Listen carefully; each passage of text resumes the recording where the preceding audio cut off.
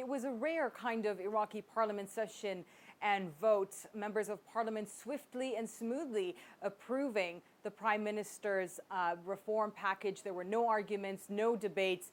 Really goes to underscore the seriousness of the protests that we have been seeing taking place across the country and that anger on the streets. This is the sound of a people who've simply had enough.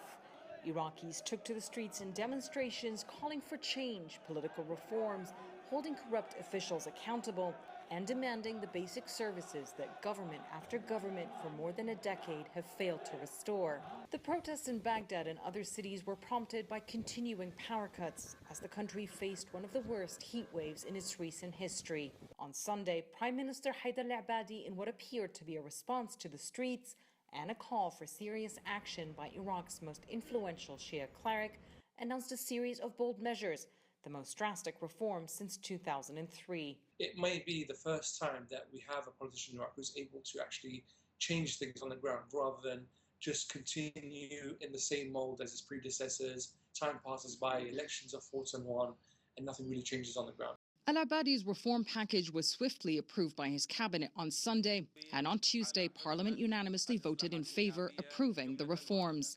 The measures include eliminating the senior posts of 3 vice presidents and 3 deputy prime ministers, posts held by top politicians like Nouri al-Maliki and Ayad Alawi. The positions are allocated based on a sectarian and ethnic quota system created by the United States in 2003. But many Iraqis feel this system is ineffective and part of the problem. Other measures also include cutting back on the costly security allowances provided to officials and more corruption investigations. Despite the public backing of his reforms by Iraq's politicians, it remains unclear how and when these reforms will be implemented. I think, honestly, the protesters are not going to go away, even if they hear the words from the Prime Minister and other politicians. They want to see action on the ground.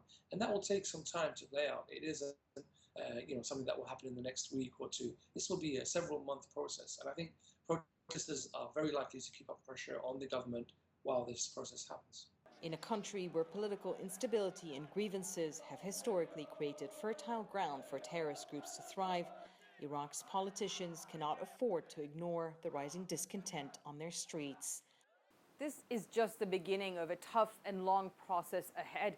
The real challenge for Prime Minister Haider al-Abadi is going to be implementing these ambitious reforms. And we heard from the Prime Minister following that Parliament session, releasing a statement congratulating the Iraqi people and promising them to remain on what he describes as this path of reform, even if it costs him his life.